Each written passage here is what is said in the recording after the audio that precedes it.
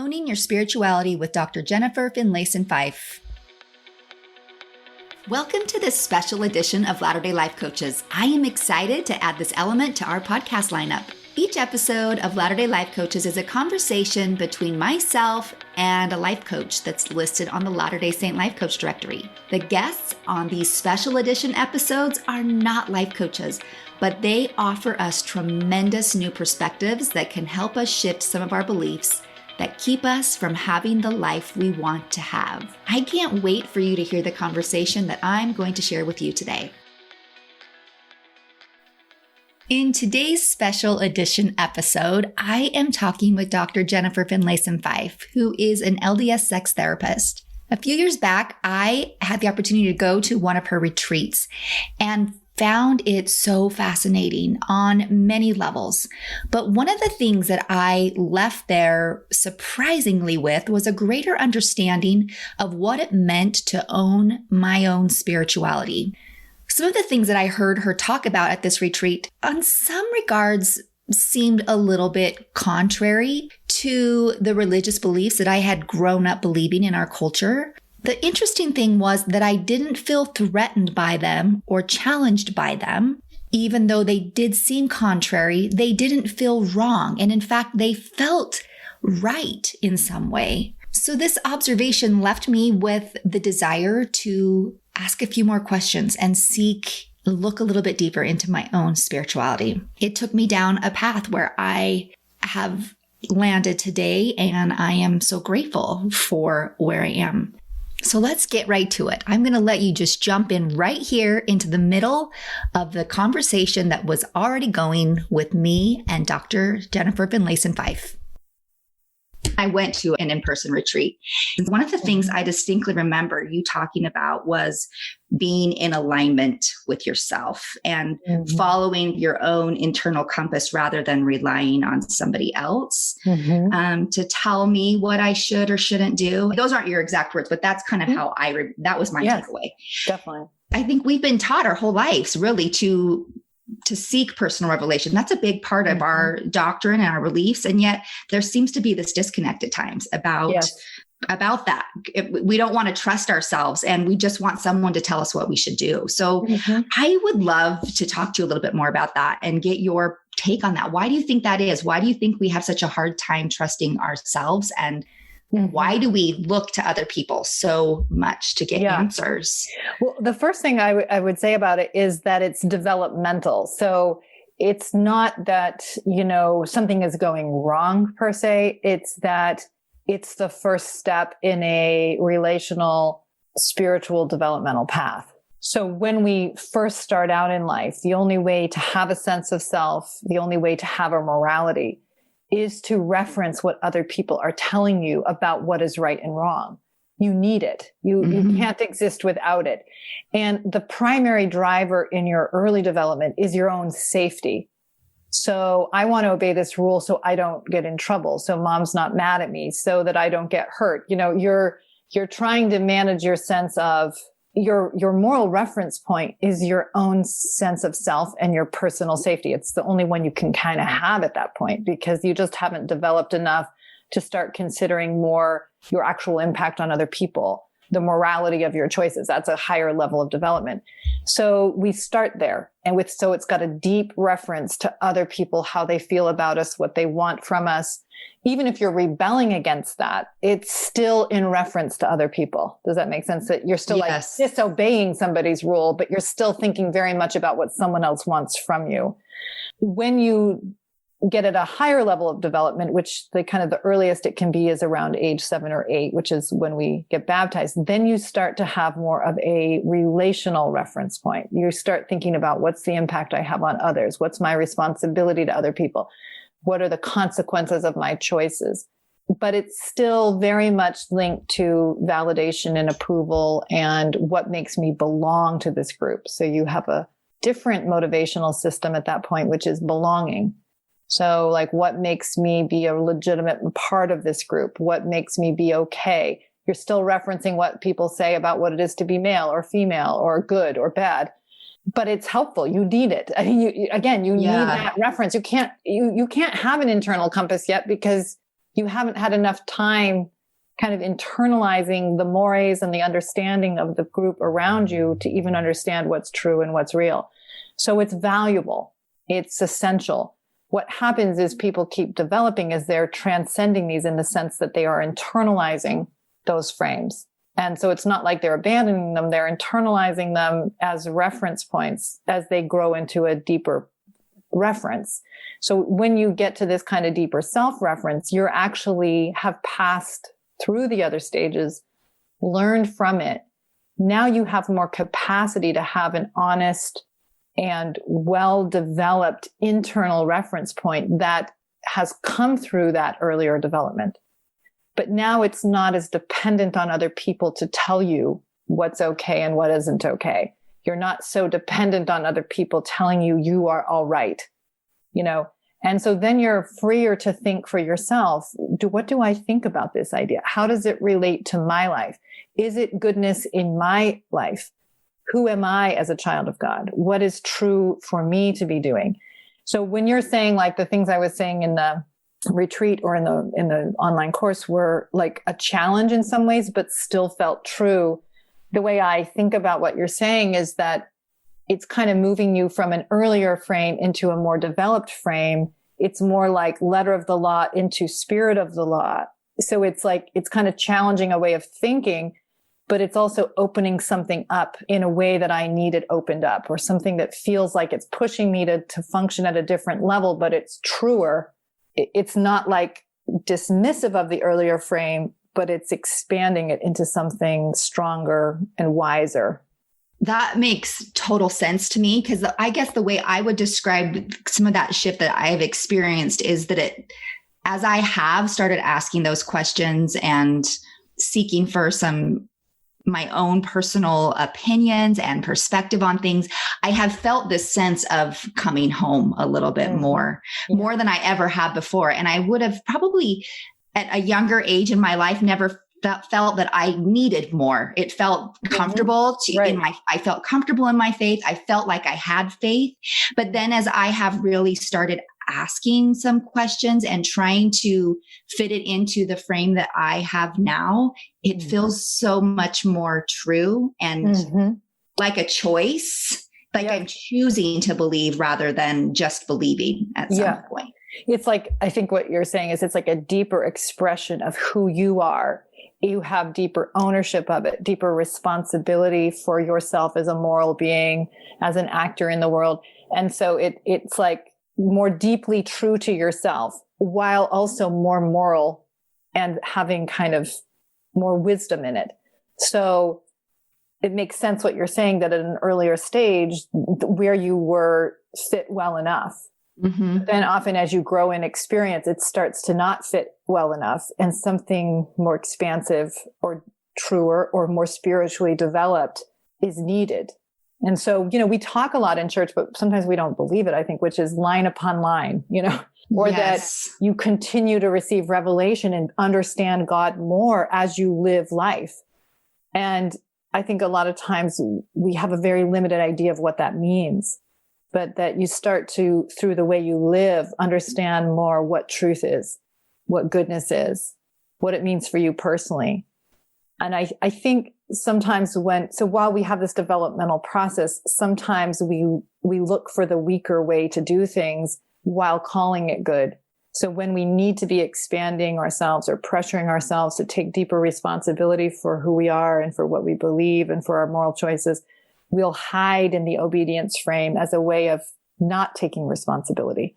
We're kind of saying, well, so-and-so said I should do this. It should all work out. It's kind of like a way of sort of avoiding what God wants us to do, which is to take deep responsibility for our lives and who we are and what we choose. Yeah, it feels safe sometimes. Like it becomes somebody else's responsibility. And if something goes wrong, then it won't be my fault. Exactly. It'll be okay. So interesting. So I had read a book recently that I had seen that you had written. Are they called essays? Are they in each piece? They call them essay. Yeah. In the book called Why I Stay Too, because I was a first of that book. And I have thought so much about this lately as a younger individual. And I would hear that people had some maybe more progressive views of things in the church or our culture and our doctrine, I would kind of be like, well, if they don't agree or if they have different opinions, they can just leave at any point. I don't understand why they choose to stay if they struggle or unhappy. Yeah. But at this spiritual level in my life, I see why there is a little bit more of a struggle in why people choose to stay. I would love to have a little bit of a conversation on that.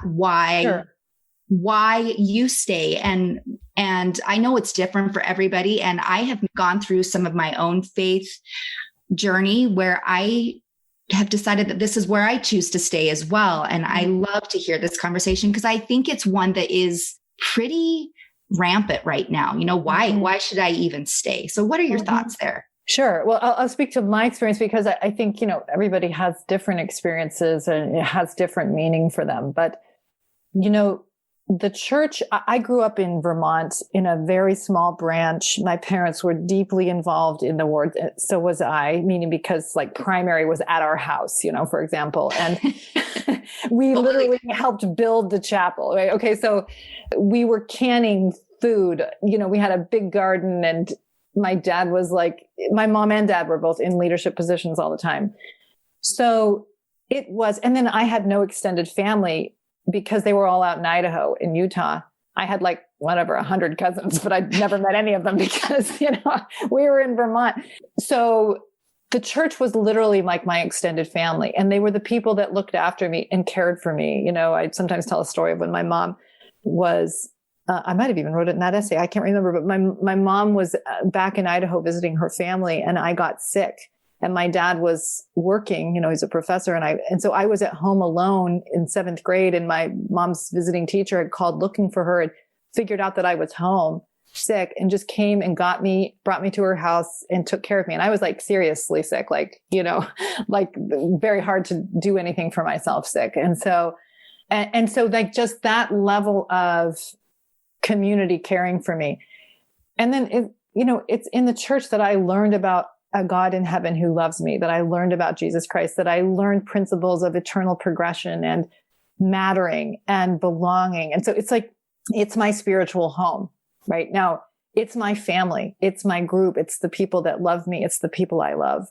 There are some remarkable principles. I remember in my PhD program, one of my colleagues saying to me, I've never seen somebody be so earnest about what is true as you are. And I was like, that's my LDS upbringing. I really believed what is true matters and acting faithfully matters. I mean, faithful to what's true, faithful to other people matters. And so what was also true is that because I was a social scientist from a young age and I was able to map and track other people's suffering, I could see suffering. I could see suffering in my mom. I could see suffering in some women in the church.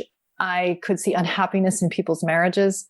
I learned about polygamy and felt quite horrified at the idea that this was God's plan for me. I mean, that somehow in the next life, and this is what I learned in Sunday school, that I was, if I got to the highest level, going to be in a polygamous arrangement. I'm I think I'm just going to shoot for lower, celestial, but lower level.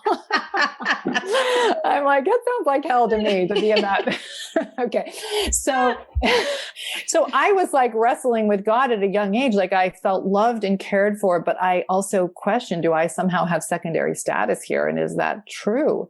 So I think my point in saying all this is that I had this dual experience of feeling like I belonged, like I was learning great truths that were very important for my sense of self, for my own development. And then also learning other things that were painful, that felt wrong, that felt, either there was something broken in me or something broken in the church, but the two weren't going together well. So I preferred broken in me for quite a while, actually. And then I think at a certain point, I felt no, that's not truthful. It's not right. There's something not right here, at least for me being honest, that I need to address. And I think in my own, I was on a mission where I was really struggling with these questions, meaning I had struggled before. And in some ways, going on a mission was a way of trying to have a time of focused pursuit. But I really felt in that pursuit, permission from God, not just permission, but a kind of offering to me of there are false traditions in the church, and your job, not like as in your job to do this for the church, but your job for your own development is to be honest and to pursue what's true and to stand by what's true. That you're not just going to be handed all the answers in one idea. You have to be in a struggle around what's true and align yourself with what's true.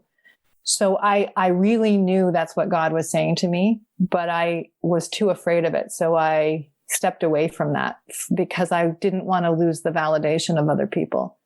And I didn't want to compromise how people felt about me.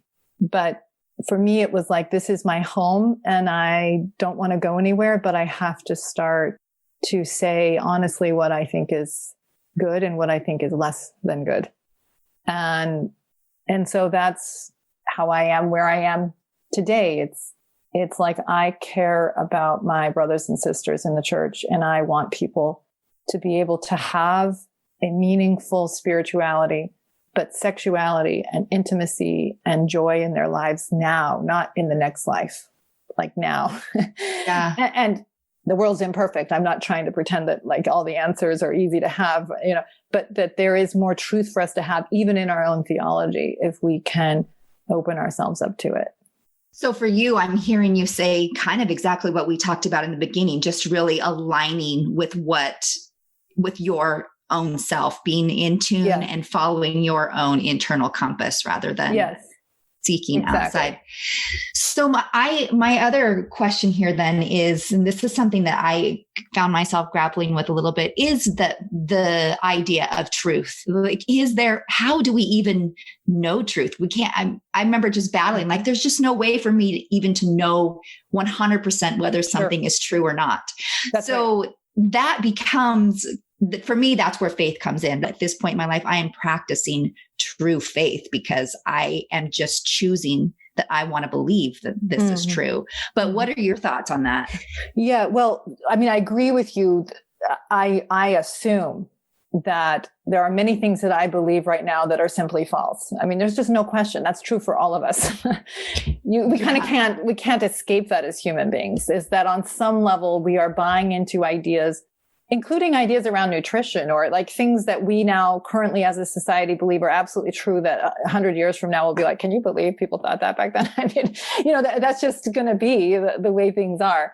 So because we borrow wisdom, it's just part of being social animals, is that we are kind of gleaning what is true from the social reality in which we're embedded. And it's always going to be limited. So that's true. And I don't deny that at all. But that's still different than whether or not you live faithfully or truthfully. And what I mean by that is I don't believe that God expects me to get everything right, because I can't get everything right. I do think God expects us to live honestly and to be as self-honest as we can. That's our best mechanism for not deluding ourselves, for not living in a fantasy land that we want to have be true. Meaning, is our faith driven by our courage, or is it driven by our fear? Because a lot of times we will, because we're afraid of what's true, we'll use the framing of faith to like not question things or deal with things. But there's a basic dishonesty in it. Or are we living faithfully that we believe enough in truth and in goodness that we're willing to let our sort of limited understanding of truth and goodness be challenged in order to step into something that's truer and gooder? Sorry, I just had to say that. I love the word gooder. Yeah. So, because that's faith that has moral courage in it. I'm willing to let my view of myself, my view of the world, my view of another person be challenged by something that's truer, something that is pushing me to understand the world in a better and in a way that accounts for more truth.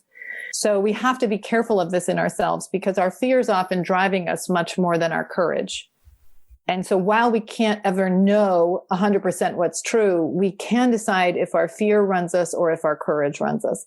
We can decide how honestly we're willing to push ourselves to live versus letting ourselves hide from things we don't want to deal with.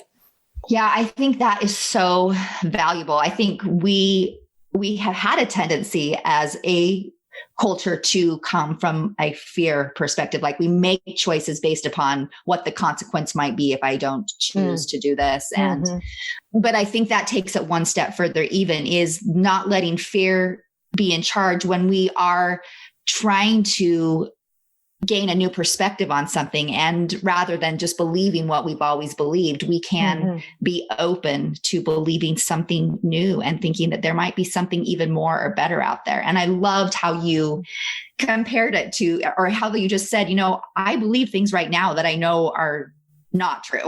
I think that gives us permission. Yeah. It gives us almost a way to, because we kind of do feel like we need permission. It gives us permission to seek for more higher levels of truth rather than just staying stuck where we are. That's right. We just realize there are things. Yeah.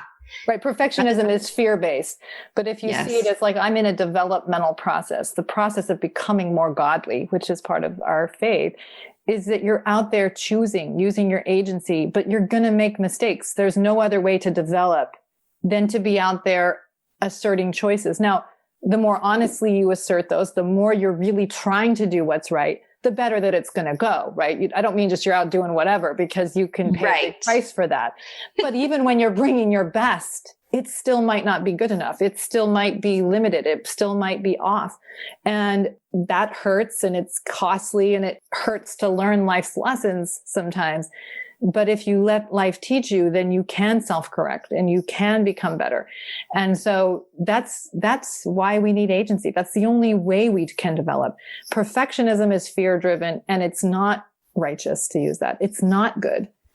Striving to excel, to better ourselves, to improve, to really believe in goodness enough to go out and make mistakes so you can get closer and closer to it. That's somebody that has faith, not fear. Yeah, that is so good. So there is something else that I have had to really do some work in my own head on separating the doctrine from the culture of the church at times.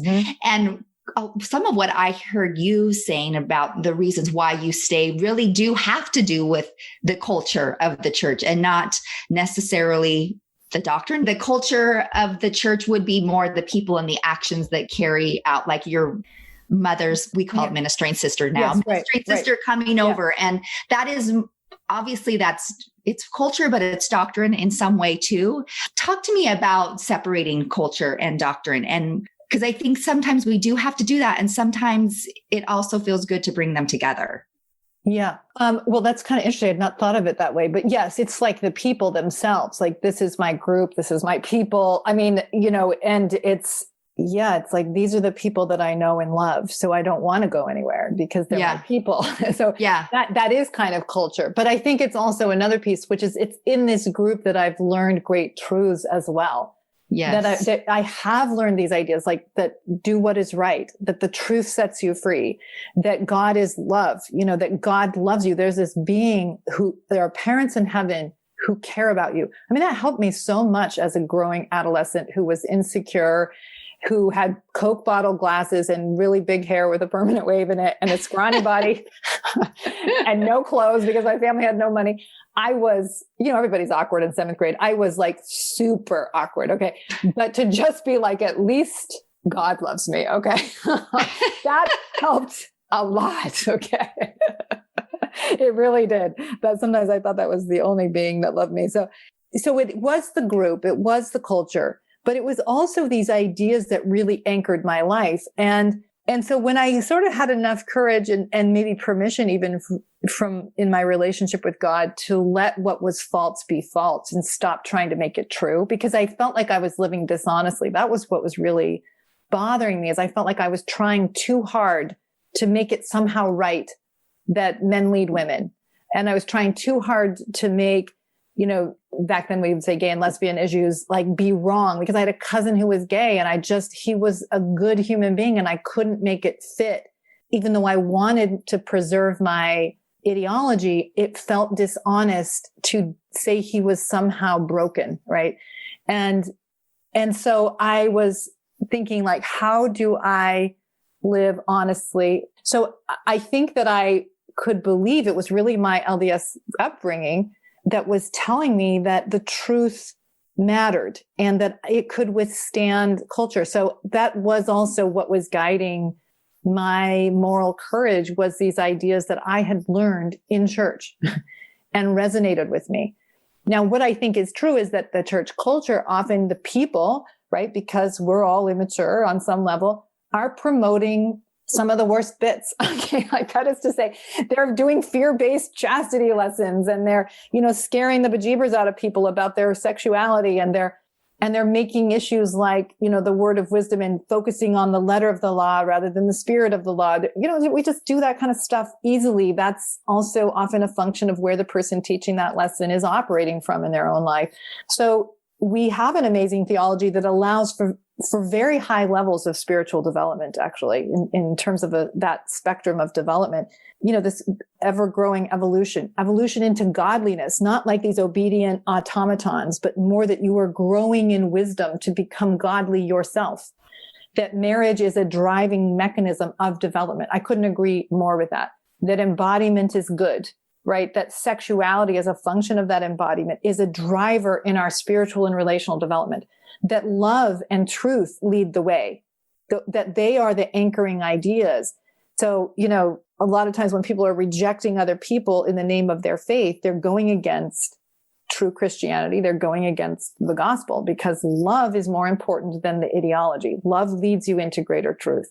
Love leads you into understanding God. These are ideas I learned at church. What's another one? Oh, even consecration and the body of Christ, that you've been given gifts and you can use them to inflate yourself and your ego. But the real way is to understand them as gifts and to bless the body of Christ, to bless others, to consecrate those gifts for the betterment of all, right? So these are like remarkably beautiful, truth-based ideas. When we get behavioristic and fear-based, we reduce our theology to something destructive and much less than it can be. And so, I understand that fear and disillusionment can make it so you just want to you can get cynical. You can get rigid in one way or the other, either in belief or disbelief. But the beauty is there is so much truth, beauty, and goodness in the world. And we can use our faith to cling to it more, or we can use faith to keep ourselves limited. So how are we relating to our faith? Is it pushing us to be better, to know and understand greater amounts of wisdom, to love those around us better? Or are we using our faith to reinforce our fears and keep ourselves small? And Christ was very critical of doing the latter. I think that's so fascinating that you explained that your religion helped you do both of those things. It helped you see, and I say your religion, but our religion helped you see that God is bigger than all of it. It was almost like what you have learned in church growing up gave you permission to challenge the beliefs that you were brought up with in church. Yes. I think that's something that we all need to listen to a little bit. It doesn't mean that it's either or. We can see things bigger because, like you said, God is bigger than all of it. I love that. He's bigger than all of that. As I have started in the last few years doing more study and trying to take myself to the next spiritual steps in my life that I feel like my soul is seeking, I have read so many things outside of our church leaders' works and reading things just that are outside in the general population. I sat there thinking, this is just the doctrines of the gospel being taught in other words. It's like, these are eternal truths. They're all out there. Yes. And I think sometimes we feel like we have the corner on the market on eternal truths, and we don't. But what I found so fascinating was that these things that, like these books that I've been reading that are targeted to adults and teaching them these new things, I thought, this is so fascinating because I learned these things when I was 6 and 7 years old in primary class, but just in different terms. And that's been really interesting for me to ponder on, that we really didn't have to wait till we were older to learn a lot of the things that are taught to us as children. I don't know where I'm going with that, other than I just think that it's here. We sometimes get really closed-minded on what we've been taught, and it's really, it's so much bigger. I mean, Joseph Smith himself said that, I should get the actual quote, but basically that we claim truth wherever we find it. I mean, it's in the articles of faith, but also just this idea that we embrace all truth and all good, and the idea that we don't have it all yet, that we have to stay open to continuing to receive truth as we're growing ourselves up enough to receive it. Because if we think we've got all the answers and we lock down in that idea, it's fear-based, but it's also closing off your development. And then you can just sit around and judge everybody for not being like you. And it feels good, but it isn't good. And so. Yeah, it's like really, truly understanding that the gospel was restored, but it's not finished. Like the restoration is ongoing. There's still truth being brought to us. And I think we forget that. We think that everything that's been said that's the end all be all, but we're part of that restoration, and our own beliefs and following our own internal compass is, and asking those questions is all part of that restoration process that is ongoing. That's right. And a lot of times we think it's going to come from the top down rather than from the collective, our collective pursuit of what is true, what is good. How do we create Zion through our own courage, our own moral courage, our own honesty, our own earnestness? We have a moral responsibility to ourselves, to those around us, to live truthfully. And that's what helps us grow. Mm-hmm. I think that's exactly where I would love to end, actually, is just remembering we do think it comes from the top down, but it's almost like this continuum that can go back and forth rather than thinking it all has to come from above, that we are part of that. And we are from God, and there's parts of him in us, and we are what we think and what we want, and what the questions that come to our mind are valuable and are all part of that process. And that is going to get us to where we want to be as an individual and as a collective group of people. That's right. So thank you so much for this conversation, Jennifer. I don't know if you have anything else that's just burning on your mind that you want to leave us with, but I have been so grateful to have you with us today. I don't know that there's anything burning on my mind. I think I would just sort of say that I think it's really important that we not believe the idea that only people that have high influence, that what they do matters. Instead, we are our own moral agents, and what we do matters. It impacts us. It impacts those around us.